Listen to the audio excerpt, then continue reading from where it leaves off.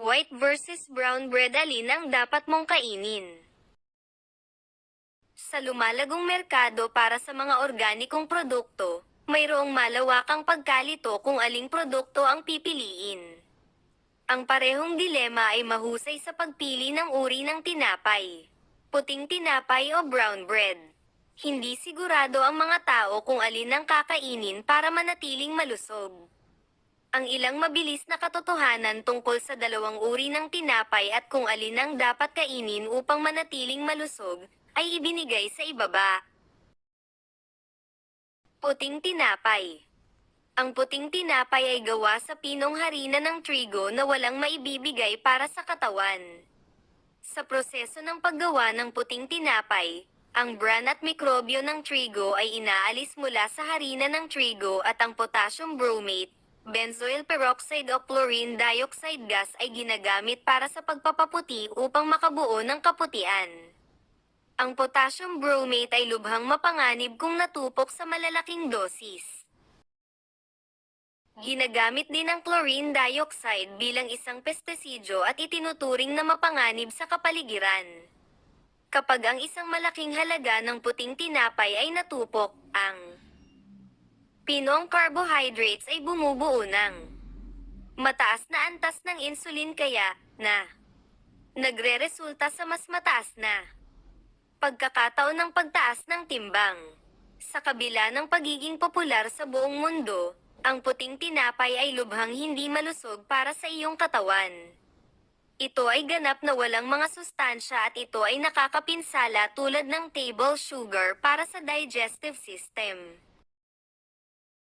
Tinapay na kayumanggi. Ang American Academy of Pediatrics ay nagsiwalat na ang whole wheat brown bread ay mayaman sa nutrients kumpara sa white bread.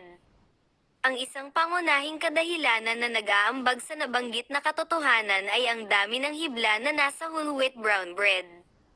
Ang tumaas na nilalaman ng hibla ay nagpapabagal sa proseso ng panunaw at sa gayon, binabawasan ang epekto sa asukal sa dugo at produksyon ng insulin.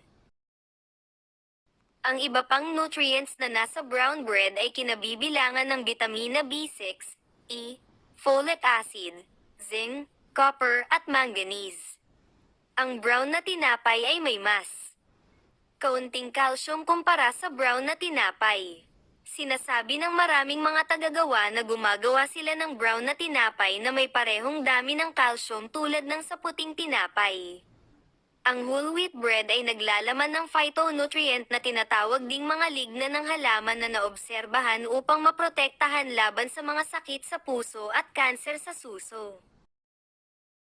Mga bagay na dapat isaalang-alang habang bumibili ng brown bread. Ang pagbaba ng demand para sa puting tinapay ay nagpilit sa maraming mga tagagawa na gumamit ng caramel bilang isang ahente ng pangkulay upang maitim ang puti hanggang kayumanggi na tinapay.